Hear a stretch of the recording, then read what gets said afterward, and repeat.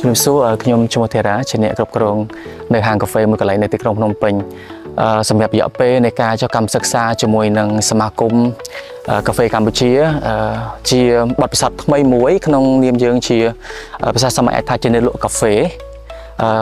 ភាគច្រើនយើងត្រឹមតែដឹងថាអំពីគុណភាពនៃគ្រាប់កាហ្វេពីអ្នកផ្គត់ផ្គង់រហូតមកដល់កន្លែងយើងលក់ហើយយើងព្យាយាមធ្វើម៉េចរក្សានៅគុណភាពឬក៏ការផលិតនៅកាហ្វេមួយកែវដែលឆ្ងាញ់ជូនអតិថិជនប៉ុន្តែចំណាប់អារម្មណ៍របស់ខ្ញុំក្នុងការចូលរួមវគ្គសិក្សានៅដែលយើងមានជាការចុះទៅតាមចំការកាហ្វេយើងទទួលបាននៅចំណេះដឹងជាច្រើនបើពាក់ព័ន្ធជាមួយនឹងតាំងអំពីការជ្រើសរើសពូជដែលល្អសម្រាប់ការដាំតាំងពីទីតាំងពាក់ព័ន្ធជាមួយនឹងដីពាក់ព័ន្ធជាមួយនឹងការថែទាំនិយាយរួមទៅពី process នៃការចាប់ផ្ដើមដាំរហូតដល់ processing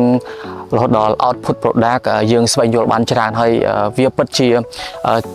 ជាព័ត៌មានមួយសំខាន់ដែលជំរុញទឹកចិត្តឲ្យក្នុងនាមយើងជាអ្នកដែលលក់កាហ្វេមួយឬក៏ជាអ្នកបើកហាងកាហ្វេមួយ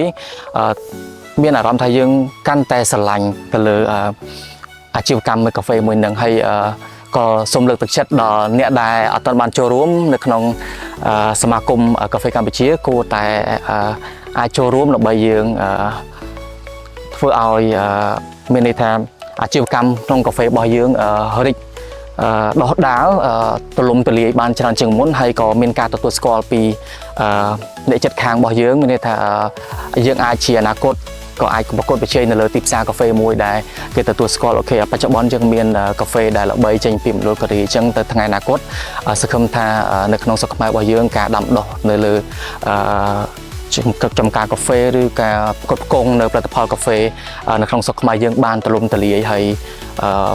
ទាំងទិន្នផលទាំងគុណភាពហើយនិងសុវត្ថិភាពសម្រាប់អ្នកប្រើប្រាស់ហើយនិងអ្នកផ្គត់ផ្គង់ដូចគ្នាអញ្ចឹងខ្ញុំមានប៉ុណ្ណឹងសម្រាប់ចំណាប់អារម្មណ៍របស់ខ្ញុំក្នុងការចូលរួមវគ្គសិក្សាជាមួយនឹងសមាគមកាហ្វេកម្ពុជាសូមអរគុណ